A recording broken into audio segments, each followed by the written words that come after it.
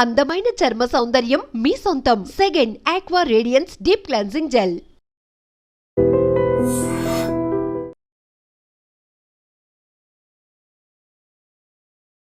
హైదరాబాద్ చైతన్యపురిలో జరిగినటువంటి ఒక సంఘటన నిజంగా కొన్ని సిల్లీ ఇన్సిడెంట్స్ కూడా మరీ ప్రాణాలు తీసే పరిస్థితికి దారి తీస్తుంది అని అంటే ఎంత ఘోరమైన పరిస్థితి. కొన్ని విషయాల్లో మనకే అంటే ఆశ్చర్యం వేస్తుంది కొన్ని ఇన్సిడెంట్స్ని చూస్తే. ఎందుకంటే చైతన్యపురిలో నాగిరెడ్డి నివాసం ఉంటున్నాడు. అపార్ట్మెంట్ కల్చర్ మనందరికీ తెలిసిందే.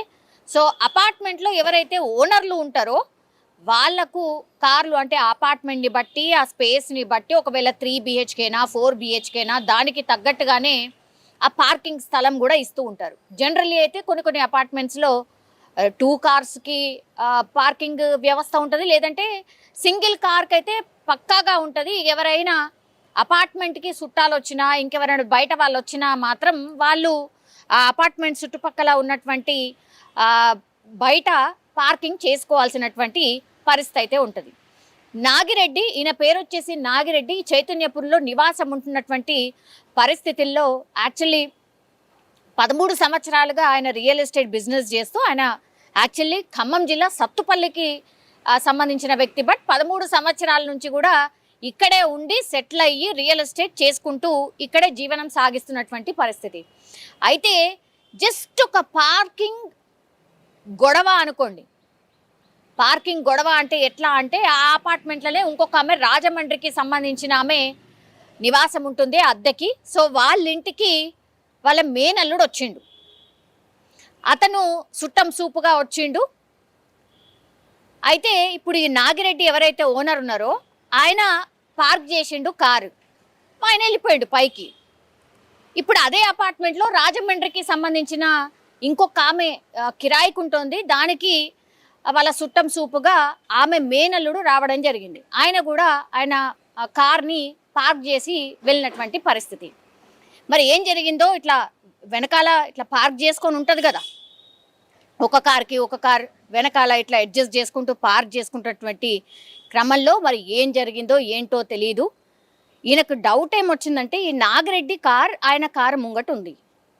సో ఈ నాగిరెడ్డి కారు ఈయన కార్ని మొత్తంగా ఈ గీతలన్నీ పడ్డాయి నా కారుకి. సో నాగిరెడ్డి అనే వ్యక్తి పార్క్ చేసే టైంలో నా కారుకి అన్ని గీతలన్నీ రాసుకునేలాగా అసలు పార్కింగ్ సరిగ్గా చేయలేదు, నా కారు డ్యామేజ్ అయింది అన్నటువంటి కంప్లైంట్తోని ఆయన ఏం చేసిండు, ఈ వాచ్మెన్తో చెప్పి ఇప్పుడు నాగిరెడ్డిని పైనుంచి కిందికి పిలిపించిండు. సార్ ఇట్లా ఒక వ్యక్తి వచ్చిండు, సో ఆయన కారుకి గీతలు పడ్డాయట, మీ వల్లనే ఆ గీతలు పడ్డాయని నాతోని గొడవ దిగుతున్నాడు, మీరు రండి సార్ కిందికి అంటే నాగిరెడ్డి కిందికి రావడం జరిగింది.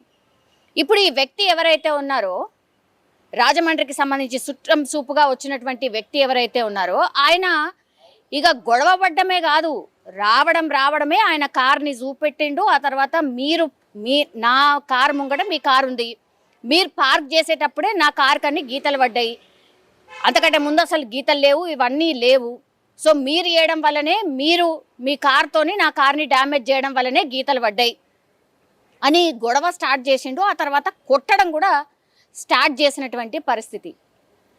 సో ఎంత గట్టిగా భయంకరంగా కొట్టిండు అంటే నాగిరెడ్డి ఎట్ ద స్పాట్లోనే నోట్ల నుంచి నొరగలు రావడం, ఆ తర్వాత చెవుల నుంచి రక్తం కూడా వచ్చింది.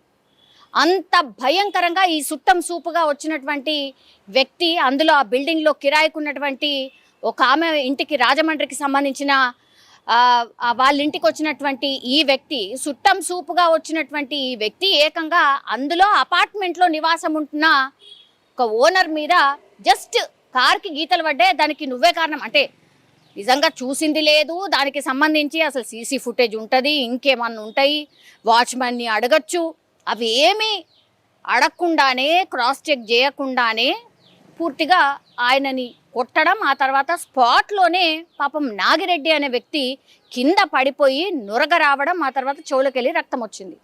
మనకు తెలుసు చెవులకెళ్ళి రక్తం వస్తే జనరల్లీ డాక్టర్స్ అయినా లేకపోతే ఇన్ జనరల్ కూడా ఏం చెప్తారు అంటే ఒక్కసారి చెవుల నుంచి రక్తం వచ్చిందంటే మాత్రం మనిషి బతికే ఛాన్సెస్ చాలా చాలా తక్కువ అనేది మనందరికీ కూడా కొంతవరకు తెలుసు.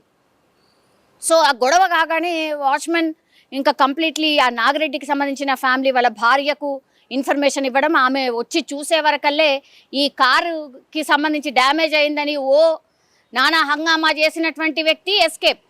ఆ తర్వాత వెంటనే ఎవరై ఇంటికైతే వచ్చిండో ఆమెకు కూడా ఇన్ఫర్మేషన్ ఇచ్చిండ్రు, ఇట్లా మీ మేనల్లుడు వచ్చిండు కదా, ఆయన ఇట్లా దాడి చేసిండు, ఆయన పడిపోయిండు, ఆయనను దగ్గరలో ఉన్నటువంటి హాస్పిటల్కి తీసుకుపోయిండ్రు అని. ఇప్పుడు ఎవరి ఇంటికైతే ఈ సుట్టం సూపుగా వచ్చినటువంటి వ్యక్తి ఎవరైతే ఉన్నారో ఆమె లాక్ చేసుకొని వెళ్ళిపోయింది, ఎస్కేప్ అనమాట. ఆ ఇన్సిడెంట్ చూసి అక్కడ జరిగిన సంఘటన చూసిన తర్వాత ఆమె లాక్ చేసుకొని వెళ్ళిపోయినటువంటి పరిస్థితి. ఇప్పుడు ఈ నాగిరెడ్డి పాపం ఎవరైతే ఇంజూర్ అయినరో ఆయనను హాస్పిటల్కి తీసుకుపోయి చెక్ చేయిస్తే అప్పటికే డాక్టర్స్ చెప్పేసిండ్రు ఆయన చనిపోయాడు అని.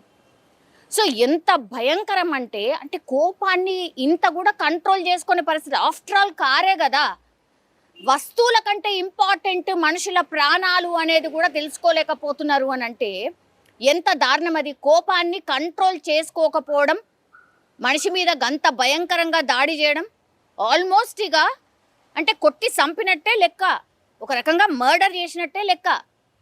ఇప్పుడైనా ఎస్కేప్ అయినటువంటి పరిస్థితి. ఎవరింటికైతే వచ్చిండ్రో ఆమె కూడా అక్కడి నుంచి ఎస్కేప్ అట. సరే తర్వాత పట్టుకుంటారు చేస్తారు అది వేరే విషయం, కానీ చిన్న పార్కింగ్లో జరిగినటువంటి చిన్న గొడవ, అది కేవలం కారుకి ఏదో గీతలు ఇట్లా రాసుకపోయినాయి అనే చిన్న గొడవతోని ఎంత గట్టిగా కొడితే పాపం ఆయన చనిపోయినటువంటి పరిస్థితి. ఇప్పుడు ఆ కుటుంబం అంతా ఆగమే కదా, ఎంత దారుణం అది. సో ఇట్లాంటి ఇన్సిడెంట్స్ చూసినప్పుడైనా దయచేసి కోపాన్ని ఒకటి కంట్రోల్ చేయడం అనేది ఎంత ఇంపార్టెంట్ అంటే ఒక ఫ్యామిలీని మొత్తంగా కూడా నడి రోడ్డు మీద పడేసినట్టు లెక్క.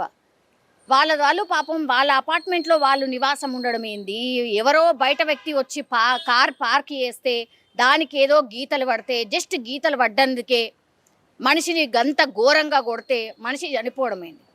సో ఆలోచించండి, ఈ చిన్న చిన్న వాటికే ఇంత భయంకరంగా కూడా ఇన్సిడెంట్స్ జరుగుతున్నాయి అని అంటే మరి మనం ఎటు పోతున్నాం, మన ఆలోచన విధానం ఎట్లా ఉండాలి ఏంటి అనేది కూడా ఆలోచించాల్సిందే అనేటువంటి ఇన్సిడెంట్ ఇది. ఇప్పుడైతే ఆయన మీద కేసు నమోదైంది. అట్లాగే ఎవరింటికైతే వచ్చిండో ఆమె ఎక్కడ పోయింది, ఆమె పరారు కావడానికి రీజన్ ఏంది, అండ్ ఈయన మనస్తత్వం ఏంది అసలు అనేది కూడా పూర్తి స్థాయిలో పోలీసులు అయితే ఎంక్వైరీ చేస్తున్న పరిస్థితి కనిపిస్తోంది. నిజంగా ప్రస్తుతం ఉన్నటువంటి సమాజం దేనికి ప్రయారిటీ ఇస్తుంది? ఆర్థిక సంబంధాల చుట్టూ మాత్రమే తిరుగుతోంది. మళ్ళీ ఎన్నికలంగానే చాలా విరక్తి కలుగుతాం. మంచి అనిపిస్తుంది కదా, లేడీస్ కూడా ఛాలెంజింగ్ జాబ్స్ చేసినప్పుడు చాలా బాగుంటది. ట్రాఫిక్ అసిస్టెంట్స్ గా నియమించిన ట్రాన్స్జెండర్స్ అందరితో సాల్యూట్ చేయించుకుంటున్నారు. ఫుడ్ డెలివరీ ఇవ్వటానికి వెళ్ళినటువంటి డెలివరీ బాయ్ అనిల్ పై కళ్ళ ముందు పెళ్ళండి